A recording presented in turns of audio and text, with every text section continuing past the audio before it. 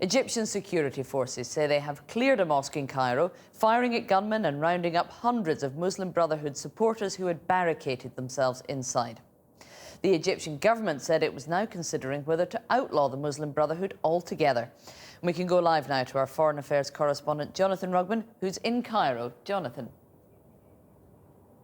Sarah, the Fatah Mosque here in Cairo was being used as a field hospital, a shelter from the storm of the violence outside. And one man who was trapped inside that mosque said he had counted 72 dead bodies there. But the authorities were determined to empty it and to shut it down, apparently fearing that it would become the site of a new protest camp against Egypt's government. The gun battle was savage. Supporters of Egypt's toppled president and their opponents fighting over a house of God in downtown Cairo. This afternoon, riot police moved into the Fatah Mosque, where protesters set off a fire extinguisher in a final salvo of resistance. Egyptians sheltering behind barricades had surrendered, the women leaving first once the army had promised them safe passage out. But even in their moment of victory, police began to panic as the fight for the minaret raged on outside.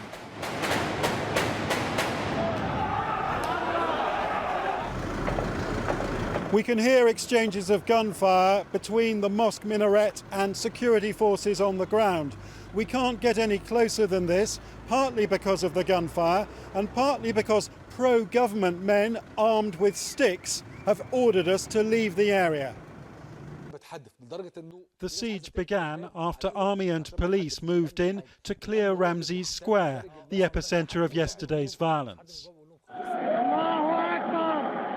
With cries of God is great, protesters piled up furniture, barricading themselves inside. Hundreds had taken refuge here, fearing they would be arrested or killed. Some were already dead or injured after security forces had opened fire on demonstrators. The police outside were joined by an angry group of civilians. Many of them were armed. Those outside threw objects through the mosque doorway, and those holed up inside threw them back. This standoff broadcast live on Egyptian television. A tower block next to the mosque was set alight, apparently by supporters of Egypt's ousted president. And by this morning, it was a smouldering shell. The mosque was still sealed off, with police and soldiers guarding every entrance. And the crowd besieging it had turned into a potential mob, cheering as more reinforcements surrounded the building and taunting those trapped inside. Among those trapped were 4 Irish Muslim holidaymakers who had joined yesterday's demonstrations, one of whom spoke to Irish radio about her fear of leaving the mosque.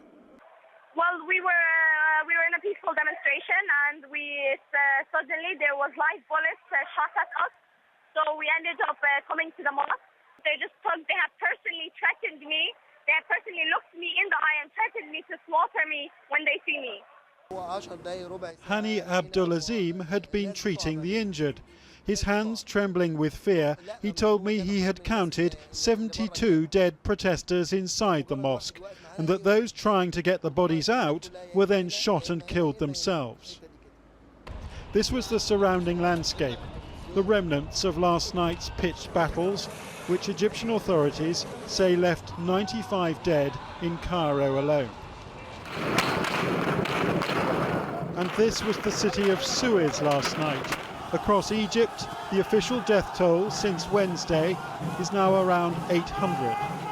The slogan, "Egypt fights terrorism," is now branded across much of the TV coverage here, and the country's Prime Minister is proposing to outlaw the Muslim Brotherhood from Egypt's political life.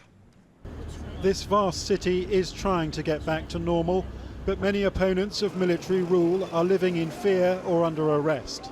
Marches called for by the Muslim Brotherhood have not materialised, and foreign journalists have been detained by police and threatened by pro-army thugs. So, Jonathan, what's the atmosphere like in Cairo this evening? Well, the downtown area where I am now feels fairly calm. There is a curfew, of course, but each of the last 4 days it has felt as if elements of the old President Mubarak police state are returning. The plainclothes thugs on the streets threatening journalists, including ourselves. The police shooting to kill.